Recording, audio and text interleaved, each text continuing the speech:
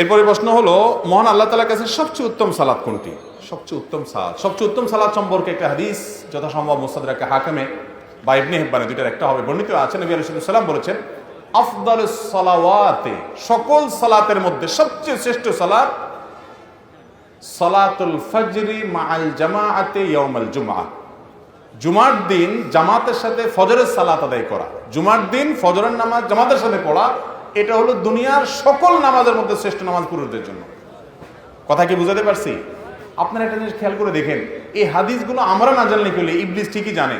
এই জন্য ইবলিসে দেখবেন বৃহস্পতিবার রাতে এমন এমন আইটেম রাখে টেলিভিশনে বা আপনাকে দিয়ে দেখায়, আপনাকে ব্যস্ত রাখে যে সকালে কালকে স্কুল নাই, মাদ্রাসা নাই, অফিস নাই, দোকান নাই, পাট নাই, অথবা আজকে রাত্রে একটু মোজ মাস্তি টকশো ফকশো মিষ্টি শো সব শেষ করে 12টা 1টার দিকে শুই। অন্য দিনের চাইতে বৃহস্পতিবার বেশি মানুষ দেরি করে শোয়।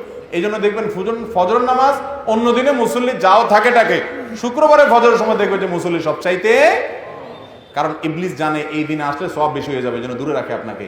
এই জন্য চ্যালেঞ্জ নিতে হবে, জুমার দিনের ফজরের নামাজ জামাত মিস করা যাবে। আফদালুস সালাওয়াত ইনদাল্লাহি সালাতুল ফজরি মাআল জামাআতি ইয়াউমাল জুমআহ, জুমার দিন ফজর নামাজ জামাতের সবচেয়ে উত্তম নামাজ।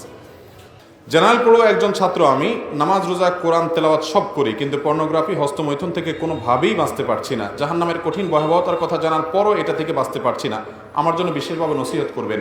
ভাইরা আমার, এই প্রশ্ন হুবহু এই প্রশ্নটা প্রতিদিন মাহফিলে অন্তত 10-15টা প্রশ্ন এই প্রশ্ন আসে। এই প্রশ্নের উত্তর আমি বারবার দিয়েছি, কিন্তু আমার বিবেকে বাদে যে আমি অনলাইনে দিয়ে দিয়েছি, কিন্তু এই ভাইটা আসছে মাহফিলে, তাকে যদি না বলি তাহলে সেক্ষেত্রে এ আল্লাহর বান্দা হয়তো সে এখান থেকে কোনো গাইডলাইন পাইতো, সেটা সে পাবে না। এই জন্য আবার রিপ্লাই করি। তাছাড়া এই রোগটা ঘরে ঘরে যুবকদের মধ্যে আক্রান্ত।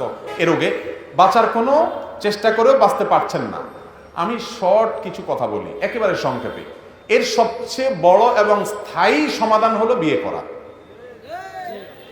মুশকিল হলো যুবক শুধু মাহফিল বসে ঠিকই বলতে পারবে, বাপ মা বিয়ে করায় না, এটা হলো আরেক মুশকিল। এটাও ঠিক, দেখছেন সব ঠিক মাহফিল।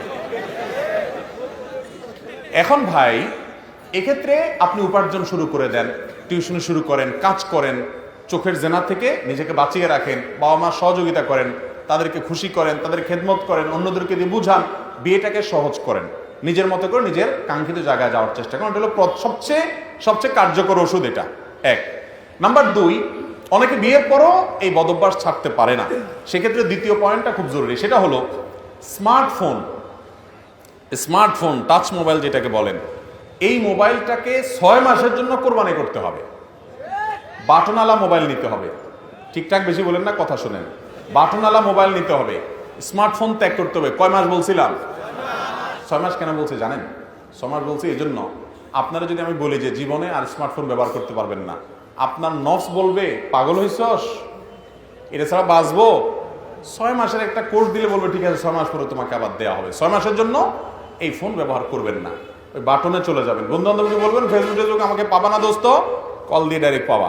6 মাসের একটা ট্রিটমেন্ট টাইম নেন এবং নিজের ইসলাহের জন্য এই 6 মাস বাটন ফোনে চলে যান, সব ডিভাইস থেকে আলাদা হয়ে যান।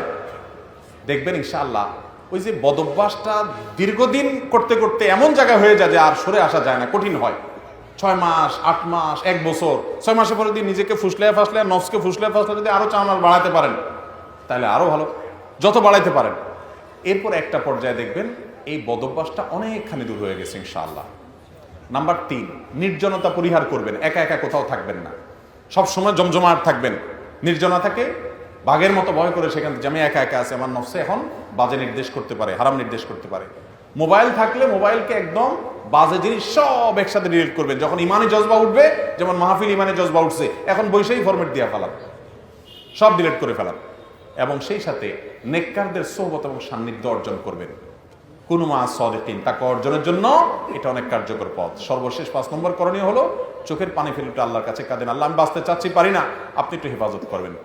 আল্লাহ বলেছেন ওয়াল্লাযীনা জাহাদু ফিনা লানহাদিয়ান্নাহুম, যারা আমার রাস্তা আসতে চেষ্টা করে তাদেরকে একটা রাস্তা দেখাবো না, সাবিলের বহু বচন, সুবুলানা বহু রাস্তা দেখাই দিব। আল্লাহ ওয়াদা করেছেন লানহাদিয়ান্নাহুম, লামে তাকিদ নুনে তাকিদ সাকিলা, অবশ্যই অবশ্যই অবশ্যই বহু রাস্তা দেখাবো। অতএব চেষ্টা করবো তো ইনশাআল্লাহ। আল্লাহ আমাদের যুবক যুবতী ভাই বোনদেরকে এই গুনাহগুলো থেকে বাঁচার তৌফিক দান করেন।